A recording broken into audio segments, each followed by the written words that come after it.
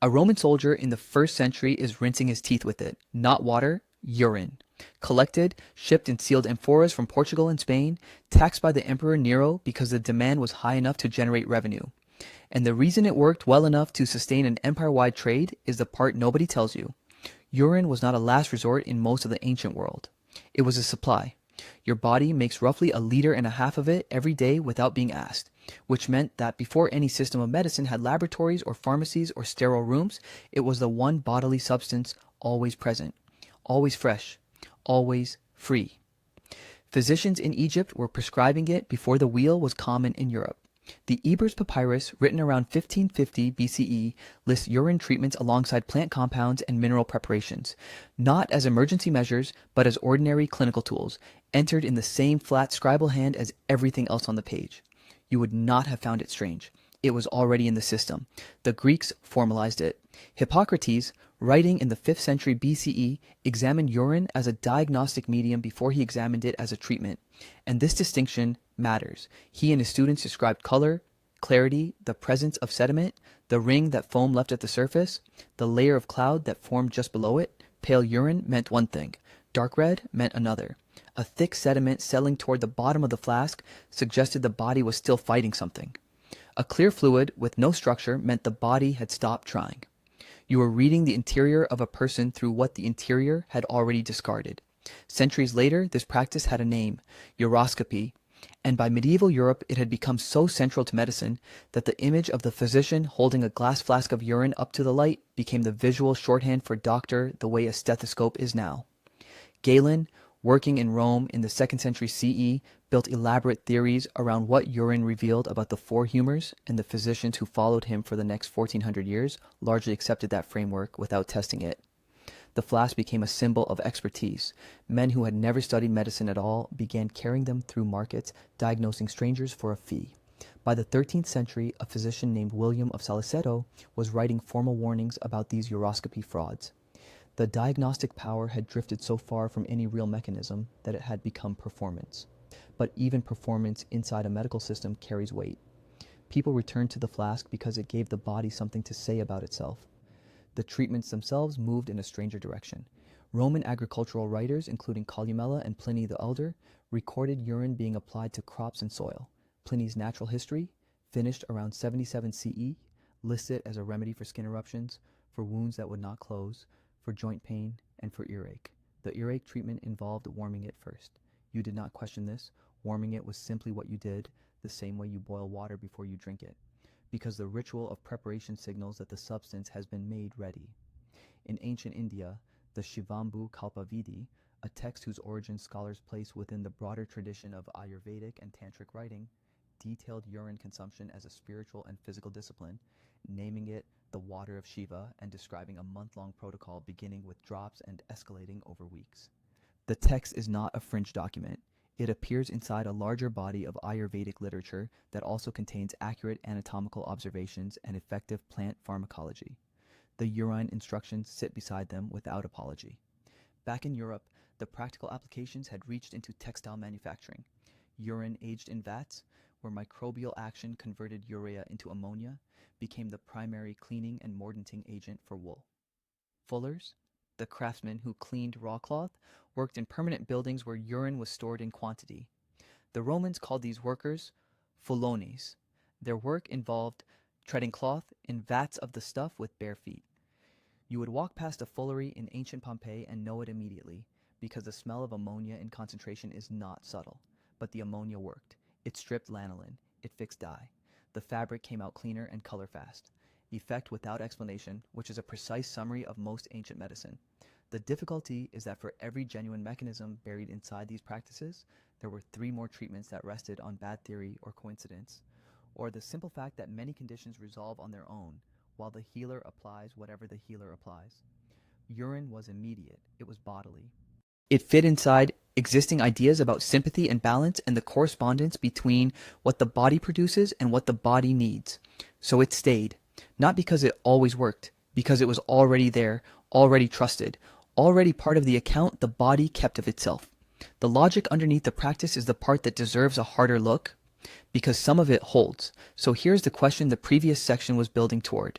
Not whether people were wrong to use it. They were working inside the only system available to them.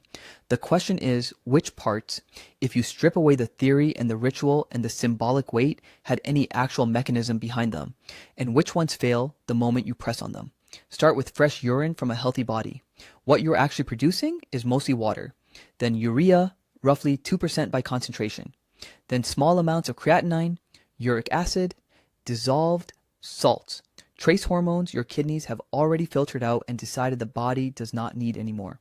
What you are not producing in most circumstances in a healthy person is bacteria. Fresh urine exits a body that is not already infected through a passage that is not sterile, which means contamination is possible at the moment of collection. But the fluid itself, inside the bladder, is generally not teeming with organisms. Ancient people had no word for this, no microscope, no germ theory, no framework for invisible agents doing invisible damage. But they did have eyes. They could see that fresh urine applied to a shallow wound did not obviously make things worse. And sometimes it seemed to help. That observation was not wrong. It was underexplained. The washing action alone was real. You have a wound. You have no clean water. You have a warm fluid your own body just made that will flush debris, dirt, particulate matter from an open surface. Irrigation is irrigation. The Roman field surgeon who poured urine over a cut was accomplishing something a modern emergency physician would recognize as the correct first priority of wound care, removing contamination through volume and flow. The mechanism was not the urine. The mechanism was the washing. But the washing happened, and the patient sometimes did not die of the wound, and the urine received the credit that the physics deserved. Then there is urea itself. At concentrations higher than you find in fresh urine, urea is a genuine antimicrobial agent. Researchers in the 20th century have confirmed it disrupts bacterial membranes. The problem is that the 2% you are working with fresh is almost certainly too dilute to accomplish this in any clinically meaningful way. Almost certainly. The hedge matters because wound environments are not uniform, because concentration effects in a closed space differ from concentration effects in open fluid, and because the history of medicine is full of things that turned out to work at the margins of early evidence before anyone understood why. Now age it. Let the fresh urine sit in a warm clay vessel for several days. What happens next is chemistry you can smell. Microbial activity converts the urea into ammonia, which is what the Roman fullers were working with in their vats, what the Mongol soldiers were reportedly soaking leather in, what the Norse weavers used to strip raw wool. Ammonia at meaningful concentration is genuinely caustic to a wide range of organisms. It will kill surface bacteria. It will break down organic matter.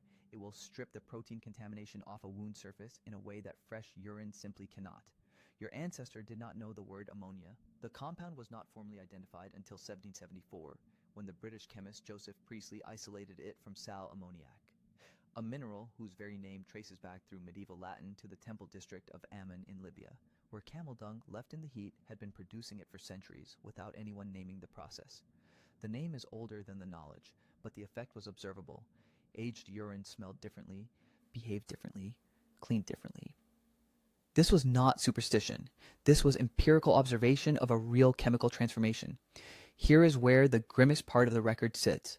The treatments that were almost certainly useless or harmful. Drinking urine for internal infection. Packing deep wounds with cloth soaked in urine from a sick body. The elaborate month-long consumption protocols of the Shivambu Kalpa Vidi applied not to the spiritually curious, but to the genuinely ill. The uroscopy fraud that William of Saliceto documented in the 13th century, where men with no training held a flask up to the light and told frightened people what they wanted to hear. The harm in these cases was not always dramatic. Sometimes it was the harm of delay, of choosing the flask over the surgeon, the ritual over the herb that actually reduced fever. And many people recovered anyway, because the body is extraordinarily good at saving itself from its own healers. The recovery happened. The urine got credited. The pattern hardened. The historian and physician Vivian Nutton, whose work on ancient medicine remains the most thorough English language account of how Greek and Roman medical practice actually functioned, makes this point carefully in his survey of classical therapeutics. He argues that the persistence of urine therapy had less to do with observed success and more to do with the internal consistency of the humoral framework that organized ancient medicine as a whole. The treatments did not have to work in isolation. They had to fit the system. And inside a system where the body was understood as a dynamic balance of fluids, the idea that the body's own excreted fluid could correct an imbalance was not quackery. It was logical. Wrong, but logical. And that distinction is not a small one. Where the logic ended is exactly here. Urine was not sterile in all conditions. It was not a miracle substance hiding in plain sight that later medicine foolishly abandoned. The supposed benefits were mostly misread recoveries, coincidences given a cause, and the occasional genuine mechanism inside a ritual that mostly did not work. The people who used it were not fools. They were doing what you would do if pain was present, infection was visible, the nearest physician was 3 days away, and your own body was offering you something warm and immediate and already trusted by everyone who had come before you. That is the real answer, not the chemistry. The chemistry is almost incidental. The answer is that when you have nothing else, a weak pattern becomes a strong belief very quickly, because a weak pattern is infinitely stronger than no pattern at all. Pain demands explanation. Scarcity demands improvisation. And the body, which has always been the first instrument of medicine, was right there. The Roman soldier rinsing his teeth, the Egyptian scribe writing the prescription, the fuller treading cloth in the vat. They were not reaching for the strange. They were reaching for the nearest thing that had seemed to work before, which is what you would have done, which is what we should remember before we call it anything else.